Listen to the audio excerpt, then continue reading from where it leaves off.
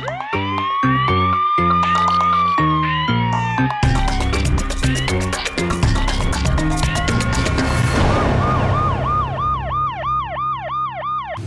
वालेकुम नाज़रीन, प्रोग्राम जुर्म बेनकाब के साथ मैं हूं कैसर खान। नाज़रीन, बाज़ औक़ात कम उम्र लड़कियां अपने घर वालों के खिलाफ जाकर अपनी पसंद की शादियां तो कर बैठती हैं, मगर उनके साथ बाज़ औक़ात जुल्म की इंतहा भी हो जाती है। एक ऐसा ही वाक़या पेश आया शेखुपुरा के इलाका में, जहां पर एक 15 साल लड़की ने अपनी सहेली के किसी जानने वाले के साथ शादी कर ली। घर वालों ने कम उम्री की वजह से उस लड़की को बचाने की कोशिश की, लेकिन उस लड़की ने उस लड़के के हक में बयान दे दिया और फिर उससे निकाह कर लिया। उसके बाद कुछ ही दिनों बाद उस लड़के ने उस लड़की को जिस्म फरोशी के अड्डे पर बेच डाला। आज के प्रोग्राम जुर्म नकाब में हम इसी लड़की के साथ होने वाले इसी जुल्म और जुर्म को बेनकाब करेंगे।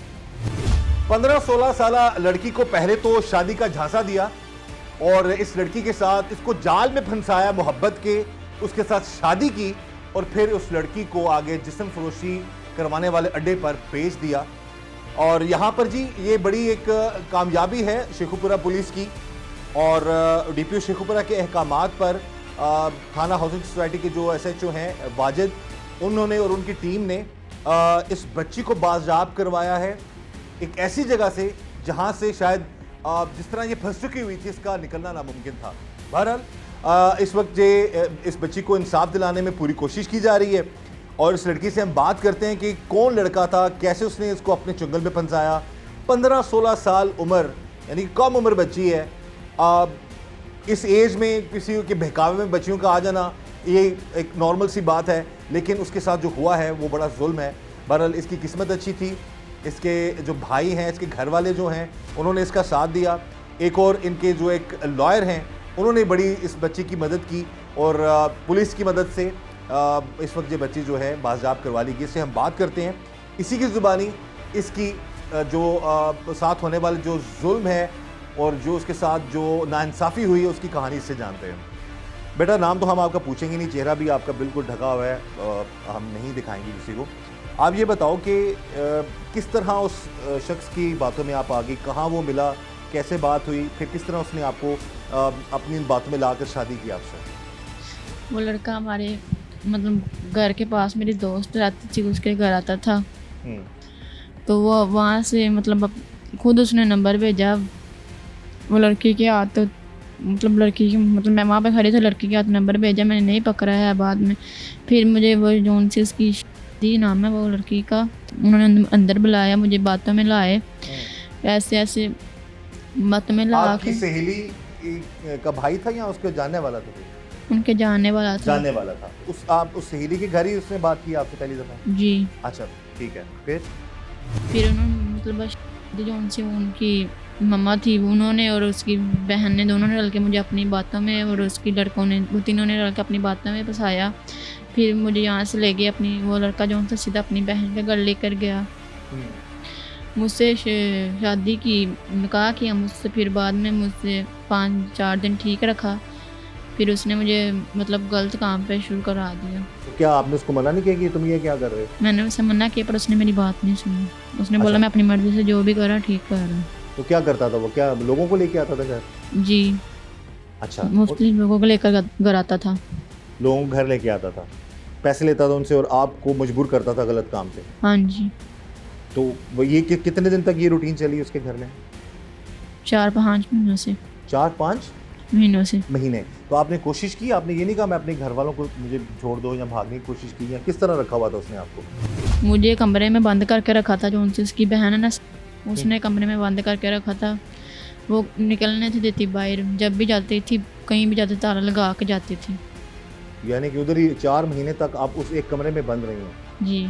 तो जब आप ने गुस्सा किया या मना करती तो आपको फिर मारता भी था, पीटता भी था ये? जी, उनका बेटा जो उनसा मारता पीटता था। जो उस शख्स की बहन थी, वाकई बहन थी उसकी? वो क्या करती है औरत जिसका नाम बता? वो भी धंधा चलाती है। वो भी यही काम करती है? जी। तो आपके अलावा और भी 3 लड़कियां वहाँ पे? जी, वहाँ पे अलावा एक मेरे जाने से पहले ही मौजूद थी, बाकी आती जाती रहती थी।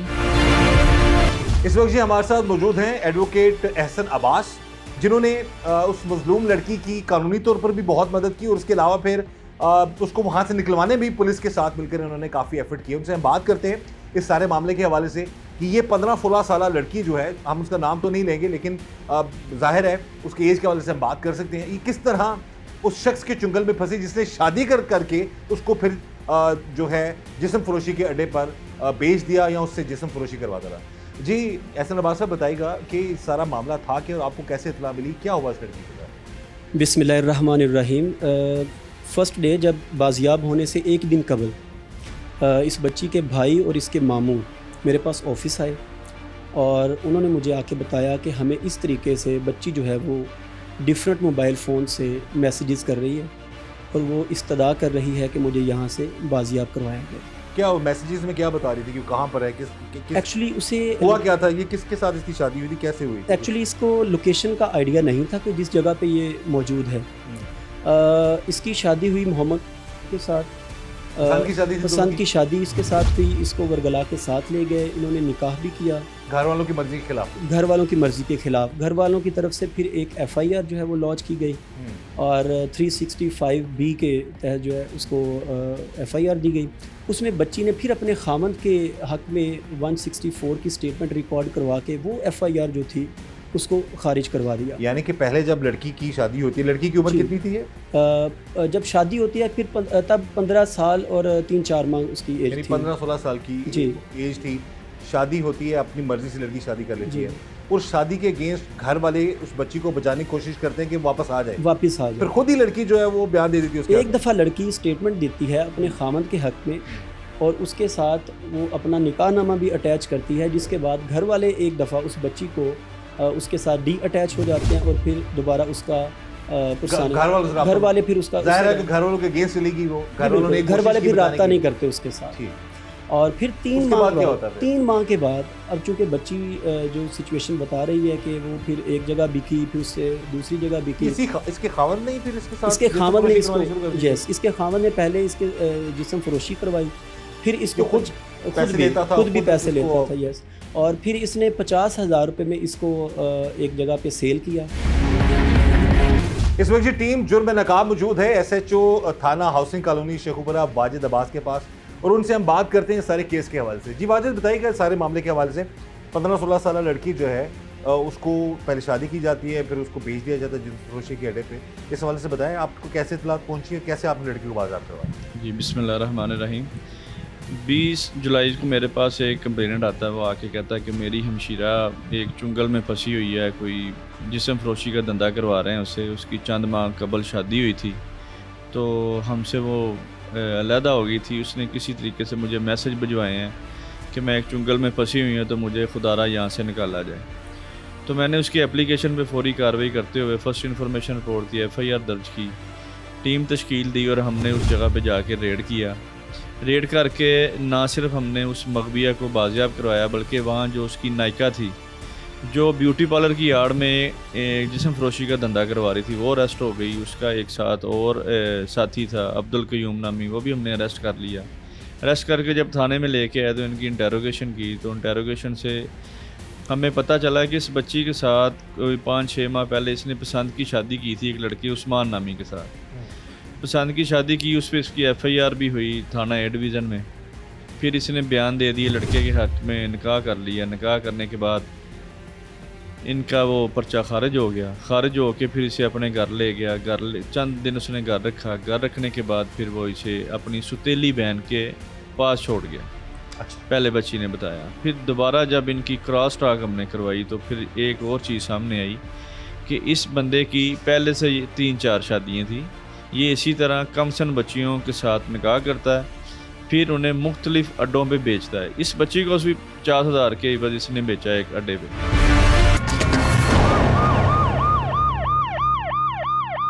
जैसे आप मजबूर हैं, आपको आपके साथ तो धोखा हुआ, धोखे से आपको वहाँ पर शादी की, ज़रा आपने अपनी तरफ से तो एक निकाह किया, शादी करके गई। और लड़कियाँ कुछ अपनी मर्ज़ी से भी वहाँ पर आती थी? मर्ज़ी से भी आती थी, कुछ आती जाती रहती थी। अच्छा, आप जैसी कोई थी लड़की जो इसके साथ शादी करके मजबूरी में रखा हो उन्होंने? जी थी लड़कियाँ। अच्छा, तो ये 4-5 महीने तक ये शख्स ऐसे ही करता था? हाँ जी। कितने में बेचा आपको पता लगा? 50,000 में। 50,000 में यहाँ से आपने आपको वहाँ भेज दिया। तो जब लेके जाता था कहीं पर तो वहाँ आपने कहीं रास्ते में कोशिश की हो जाने की? मैंने कोशिश की थी पर इन्होंने मुझे जाने नहीं दिया। नहीं जाने दिया था? जी अच्छा, फिर आगे भेज दिया। वहाँ पे कोई और औरत थी? जी। अच्छा, वहाँ पर कितनी लड़कियाँ थी? वहाँ पे भी 4-5 लड़के थे। 4-5 लड़कियाँ थी? जी, वो उनके आप- पास रहती थी। वो रहती उनके पास है? तो वहाँ पर कितने महीने रही बेटा? वहाँ पर मैं 4-5 दिन रही, फिर वो सबा जौन सी थी वो मुझे फिर ले आई पैसे दे के। अच्छा, वहाँ 50,000 में बेचा, वहाँ पर आप रहीं और वो सबा फिर पैसे दे के वापस ले आई आपको? जी। उसकी क्या वजह थी? उसकी ये वजह से तलाक, उनका जो सा शोहर है ना और बेटा, वो मेरे निकाह में गवाह थे। इस वजह से जब तक तलाक नहीं हो जाती, इस वजह से वो मुझे वापस लेके आई, फिर तलाक दवाई। फिर मुझे उनके तलाक दवाने के बाद भी फिर उन्होंने मेरे साथ ये गलत काम किया। बेटा ये बताओ कि आपने फिर इन 7-8 महीनों में वहाँ से भागने की आप कोशिश करती रही हो? मैं कोशिश करती रही थी मगर मेरी कोशिश नाकाम रही। तो ये क्या क्या और जुल्म करते थे? ये जो औरत का नाम बता रही हो आप, आपका शोहर, या जहाँ पर आगे रही हो, तो क्या रूटीन क्या होती थी इन लोगों में? इन्हों के डेली की रूटीन होती थी। 5-7-8 बंदे तो अर्दाना के बुलाते थे और करवाते थे काम लड़कियों को। मुझसे मेहनत ही करती हैं, मजबूरन फिर मारते थे, मुझे करना पड़ता था। और भी लड़के आते थे वो भी करती थी। यानी कि इनकी ये रूटीन थी कि रोज़ाना मजबूर करते थे आपको, 6 से 7 लोग आप पर जुल्म करें जी और उनसे पैसे लेते थे ये लोग। जी। तो ये आपको आइडिया है कि ये लोग कितने पैसे लेते थे, कि कितना इनका होता था? इसका ना मुझे पता। आपको नहीं पता होता था, लेकिन आप जब इनकार करती तो आपको मारते थे ये। जी। जहाँ सेल किया वो भी जिस्म फरोशी का अड्डा था? जिस्म फरोशी का अड्डा था। फिर वहाँ से एक सेकंड जगह पे ये 32,000 रुपये में सेल होके वहाँ पे आ जाती है। और फिर रूटीन में आए जो कस्टमर्स थे उनके मोबाइल फ़ोन से ये मैसेजेस करती थी अपने भाई। जब 2-3 दिन लगातार इसने डिफरेंट नंबर से मैसेजेस किए तो फिर इसके भाई ने मेरे साथ, इसके मामू भी थे और भाई भी थे, दोनों मेरे पास ऑफिस आए, इन्होंने कांटेक्ट किया और they were feeling very reluctant to approach the police. और मैंने फिर वहाँ पे मैंने कहा इसको कंफर्म करते हैं मज़ीद। फिर हमने एक बंदे को मैनेज किया। अच्छा। उसको पैसे दे के भेजा वो पहले कस्टमर के दिए हुए एड्रेस पे, ताकि पता लग जाए कि वहाँ पता पर- लग जाए कि ये किस थाना की लोकेशन में है और वाक़यातन वहाँ पे लड़की है या नहीं है। फिर वो जो लड़का था वो वहाँ पे गया, उसने फिर वीडियो कॉल पे हमारी बात करवाई और फिर ये कंफर्म हो गया कि ये बच्ची वही है जो इस लड़के की सिस्टर है। और एक दूसरा ये कि उस घर की जो लोकेशन है वो भी वेरीफाई हो गई। और फिर हमने बिना टाइम ज़ाया किए, चूँकि ये लोकेशन बनती थी थाना हाउसिंग कॉलोनी शेखुपुरा के, और फिर वहाँ पे जो SHO साहब थे वाजिद अब्बास साहब, उनसे मैंने कांटेक्ट किया और फिर ये सारा जो हाल है उनको सुनाया और उनको बताया कि किस तरीके से ये मामला जो है अभी तक यहाँ तक पहुँचा है। और माशाल्लाह पुलिस ने बग़ैर टाइम ज़ाया किए बरवक्त कार्रवाई करके उस बच्ची को अगले दिन ही सुबह बाजियाब करवाया। जब हमने पुलिस को अप्रोच किया विदिन 2 आवर्स इन्होंने रेड करके वहाँ पे बच्ची को भी और वहाँ पे जो मौजूद मुल्ज़मान थे उन सबको गिरफ़्तार कर लिया। ये जी बड़ी खुशाइंद बात है और बड़ा ये कहते हैं ना कि काबिल तारीफ़ बात है पुलिस के हवाले से।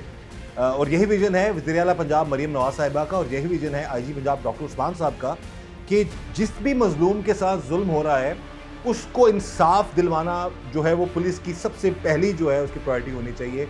और इसी विजन को लेकर चलते हुए DPO शेखुपुरा बिलाल साहिब और उनकी टीम जो है, जो SHO हाउसिंग कॉलोनी वाजिद हैं, उन्होंने इस चीज़ को आगे लेकर चले और इस लड़की को बाज़ाब करवाया। और यहाँ पर एक पैगाम मैं ज़रूर अपने तमाम नाज़रीन को देना चाहूँगा। बाज़ का कुछ लोग हिचकिचाते हैं पुलिस तक अपनी बात पहुँचाने में, तो आप खुदारा पुलिस से रब्ता करें। आपको कहीं पर भी कोई मसला है या इस तरह का सिचुएशन में अगर कोई फंसा हुआ है तो पुलिस को ज़रूर इन्फॉर्म करें।